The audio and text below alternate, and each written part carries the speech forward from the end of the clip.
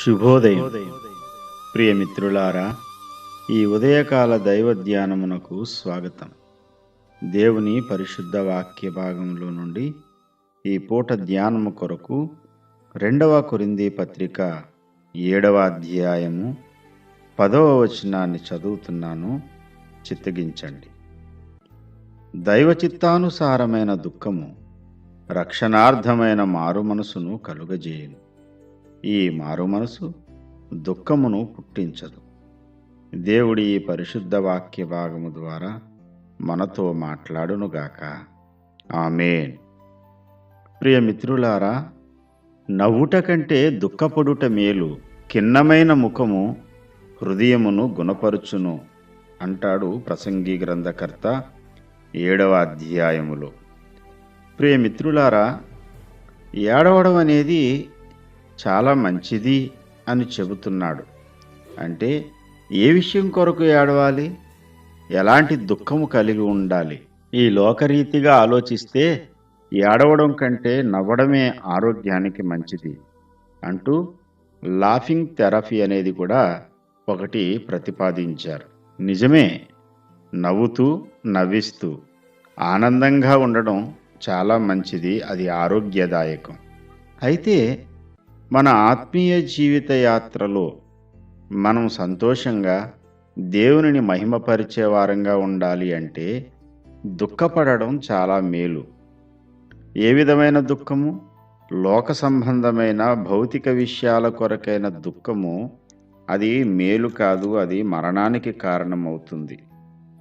సంఖ్యాకాండము 11వ అధ్యాయంలో 10వ వచనాన్ని మనం గమనిస్తే, ఇశ్రాయేలీలు తమ తమ గుడారాల యొద్ద ఎవరి కుటుంబంలో చొప్పున వారు ఏడుస్తూ ఉన్నారు. వారు ఏడవడం చూసి దేవునికి కోపం కలిగింది. వారు ఏడవడం మోషే దృష్టికి కూడా చెడ్డదిగా కనిపించింది.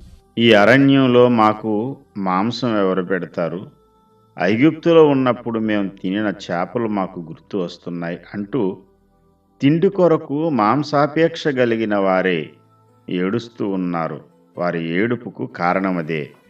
అందుకనే వారి ఏడుపు దేవుని దృష్టికి చెడ్డదిగా, దైవజనుడి దృష్టికి కూడా చెడ్డదిగా కనిపించింది.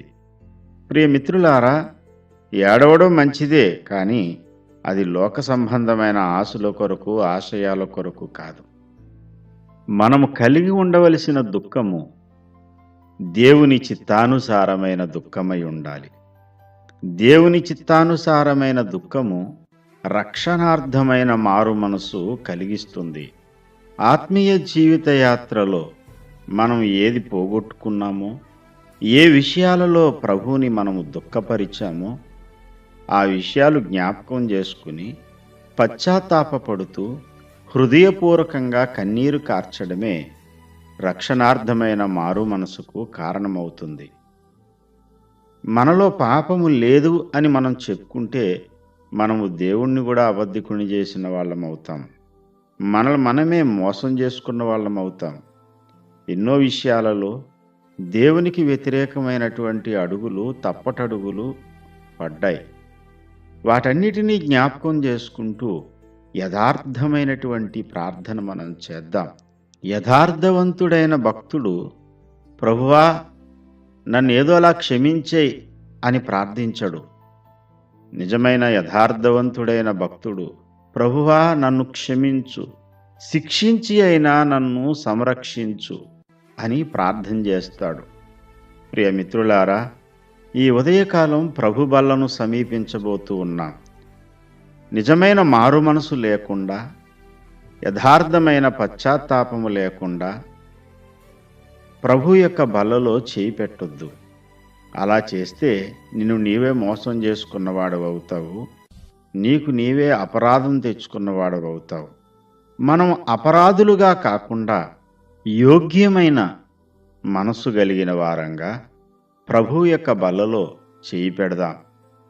మనపూర్వకంగా ప్రభువుని స్తుతిస్తూ, ప్రభుని ఆరాధిస్తూ ఈ దినం దేవుని సన్నిధిలో గడుపుదాం. ఈ దినమంతా దేవుణ్ణి ఆరాధిస్తూ సంతోషంగా జీవిందాం.